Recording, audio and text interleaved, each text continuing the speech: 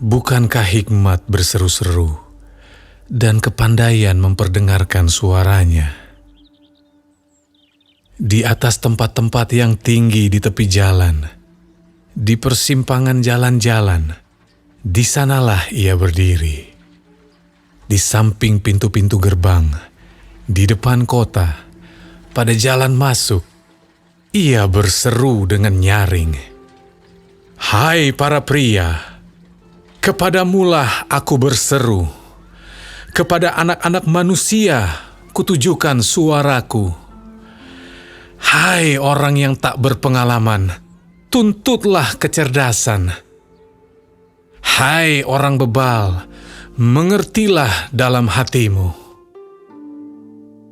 Dengarlah, karena aku akan mengatakan perkara-perkara yang dalam dan akan membuka bibirku tentang perkara-perkara yang tepat. Karena lidahku mengatakan kebenaran, dan kefasikan adalah kekejian bagi bibirku. Segala perkataan mulutku adalah adil. Tidak ada yang belat-belit atau serong. Semuanya itu jelas bagi yang cerdas, lurus bagi yang berpengetahuan. Terimalah didikanku lebih daripada perak, dan pengetahuan lebih daripada emas pilihan. Karena hikmat lebih berharga daripada permata, apapun yang diinginkan orang tidak dapat menyamainya. Aku, hikmat, tinggal bersama-sama dengan kecerdasan, dan aku mendapat pengetahuan dan kebijaksanaan. Takut akan Tuhan ialah membenci kejahatan. Aku benci kepada kesombongan, kecongkakan, tingkah laku yang jahat, dan mulut penuh tipu muslihat.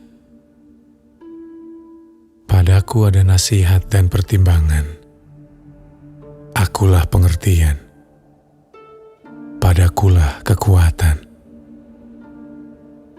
Karena aku, para raja memerintah, dan para pembesar menetapkan keadilan. Karena aku, para pembesar berkuasa, juga para bangsawan, dan semua hakim di bumi. Aku mengasihi orang yang mengasihi aku, dan orang yang tekun mencari aku akan mendapatkan daku. Kekayaan dan kehormatan ada padaku, juga harta yang tetap dan keadilan. Buahku lebih berharga daripada emas, bahkan daripada emas tua. Hasilku lebih daripada perak pilihan.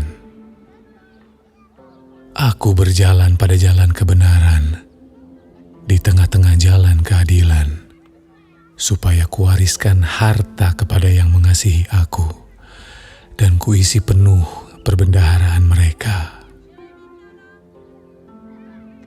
Tuhan telah menciptakan aku sebagai permulaan pekerjaannya, sebagai perbuatannya yang pertama-tama dahulu kala.